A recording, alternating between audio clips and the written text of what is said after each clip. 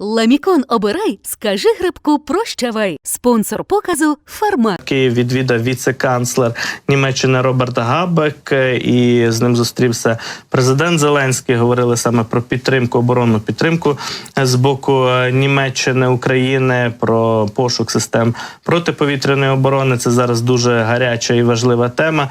І ось бачимо, що така увага Німеччини до України зберігається на високому рівні. Роберт Габек був раніше і кандидатом на місце канцлера, але, власне, коаліцію очолив канцлер Шольц, партія якого набрала найбільше голосів, а Габек, фактично, який представляє іншу політичну силу, він є, по суті, таким другим після Шольца фігурою в німецькому уряді. І, от, власне кажучи, відвідав Україну Роберт Габек і обговорив з президентом Зеленським ключові питання українсько-німецької і взагалі панєвропейської співпраці, скажімо так. І в той же час ми бачимо заяви з боку Німеччини про те, що Німеччина активно шукає для України системи протиповітряної оборони.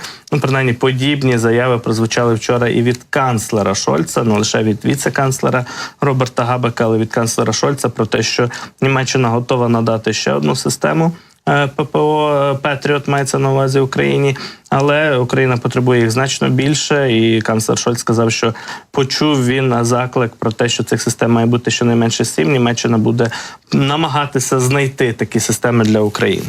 Так воно і є. Дійсно, вчора дуже багато злунало заяв саме того, що стосується протиповітряної оборони. І от ці заяви про Петріот, нагадаємо, нам після тих ракетних ударів, які були нещодавно, Володимир Зеленський заявив, що для того, аби принаймні так базово закрити небо України і захистити наші інфраструктурні об'єкти, потрібно 25 Петріотів. І згодом Дмитро Кулеба доволі такою жорсткою заявою заявив, що знають наші союзники про те, що є навіть більше насправді цих систем ППО, що їх є близько сотні, а то і ще більше. І от тому Україні треба всього лиш навсього до 25. Для початку ми просимо хоча б 7.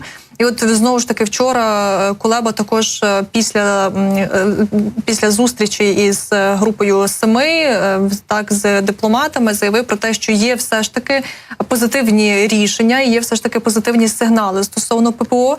Каже, що кінцеві результати зустрічі глав МЗС повідомить сам президент України Володимир Зеленський, але міністри лише готують варіанти, а от остаточні рішення ухвалюються вже на рівні лідерів. Але каже, що є всі підстави вважати, що новини стосовно ППО будуть позитивні. І каже, я працюю сьогодні тут, щоб пришвидшити ці рішення, бо питання захисту наших міст від ракетного терору – це питання, яке треба вирішувати зараз. Тож бачимо, що каже, що вже не треба шукати ці батареї, ми вже знаємо конкретно, де вони є, які країни їх мають, які партнери їх мають, хто нам може їх потенційно передати. Тому є повне розуміння, і от тепер лише очікуємо від тих рішень, щоб країни зголосилися для того, аби найближчим часом передати нам ці системи Петріот. І от каже, що насправді є велике сподівання, що таки будуть наші партнери рішучі, і вже згодом ми зможемо їх побачити в Україні. На рішучість, і то позитивно для України рішучість, ми чекаємо також у Конгресі США, що вона проявиться, скажімо так, завтра, коли буде розглядатися питання оборонної підтримки України. Зараз там, як ми знаємо, дуже змінилася риторика спікера Палати представників Майка Джонсона.